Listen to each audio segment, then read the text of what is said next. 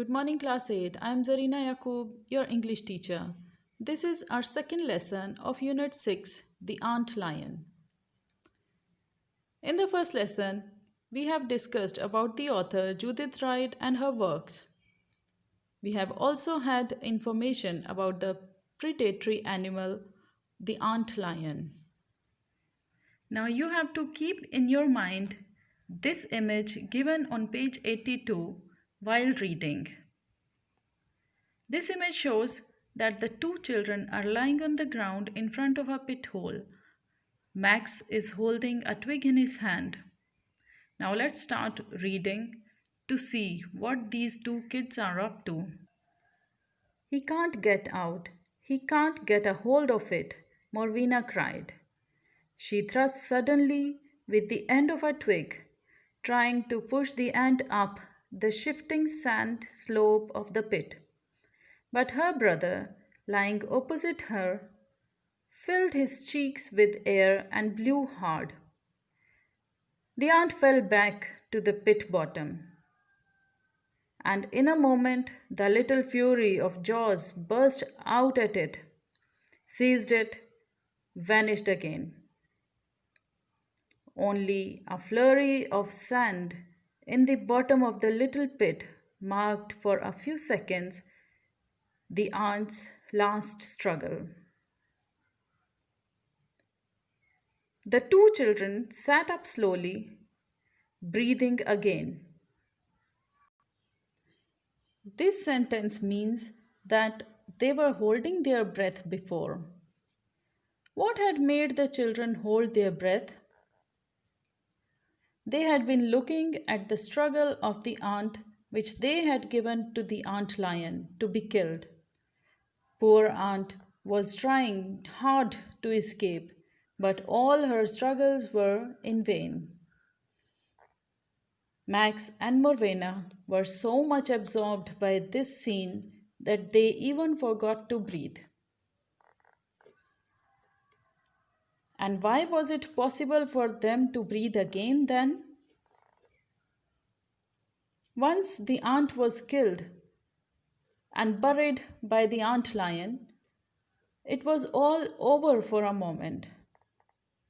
That's why now they too sat up and were breathing again. And what do you think? How were they feeling after all this? We can read here. The two children sat up slowly, breathing again. They looked at each other with a kind of guilt. Mag's face was quite red. Morvena's mouth was open. Guilt means a feeling of having done something wrong. Both the kids had this feeling afterwards. They had put the ant into the hole of the ant lion. They knew that they were doing something wrong, but at the same time, they felt a great excitement in this new discovery. Let's go ahead with the reading.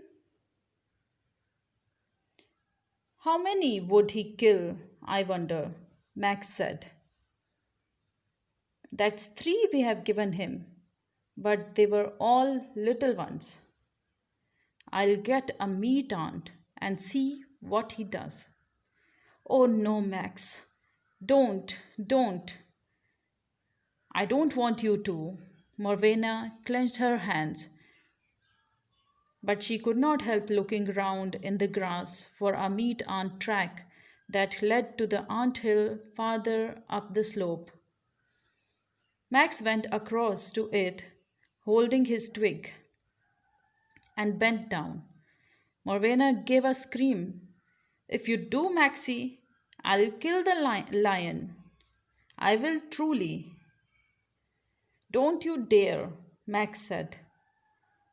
It's the first ant lion we have ever seen, and we might Never find another.